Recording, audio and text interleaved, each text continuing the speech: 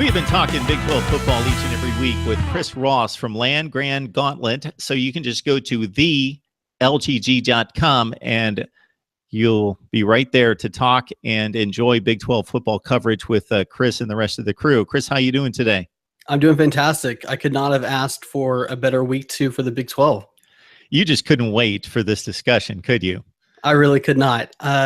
You've been a little bit hard on the conference, and I think the Big 12 went out in week 2 against Ohio State, against Arkansas, and even against Iowa to some degree, and showed how good they were. If Iowa State doesn't drop the game there in Iowa State fashion, that would have been a sweep by the conference.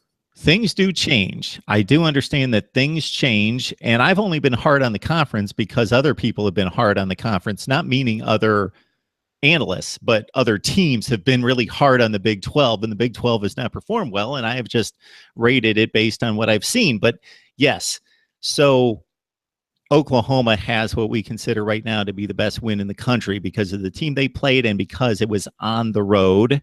And you mentioned the TCU win, not just a win against what we would expect to be a mid-tier SEC team, a team that's won 7 or 8 games the last few years under Brett Bielema, but won it emphatically, just like OU did, 28-7, a game in which I saw most of it, and the Horned Frogs looked really good and really beat up an SEC team. So especially an SEC team that prides itself on being physical, TCU was the much better team in all physical measurements in that game. And then you mentioned the Iowa State effort at home against Iowa.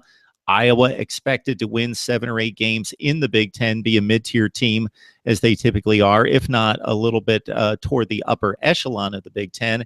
And Iowa State was right there. And I definitely give them not just credit or the distinction between the win and the loss, but the credit for the performance in taking the Hawkeyes to overtime. So where would you rate the Big 12, or maybe if it's not that cut and dry, just how good do you think the conference is at this point? Well, it's definitely not cut and dry, and I don't know how to rank the Power 5. What I will say is that there's 2 top 10 teams in the Big 12. There's 3 other contenders in the Big 12 in West Virginia, Kansas State, and TCU. And then you have other teams like Iowa State and Texas Tech that have shown that they could be formidable. They could surprise a few people this year, get a couple of unexpected wins.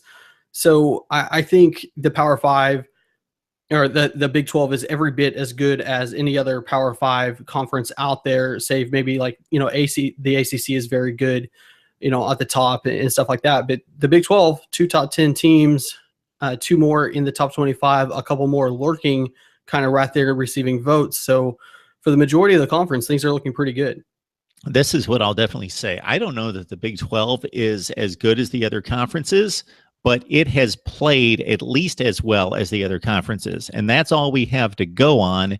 Therefore, I have had a very difficult time, as we discussed before we started to record, a difficult time ranking these conferences. After week 1, it was fairly clear cut because of big wins by other conferences. But based on what the Big 12 performed top to bottom, but specifically those 3 games that we talked about, it's a mishmash trying to determine what the best conference in college football is right now. It is difficult.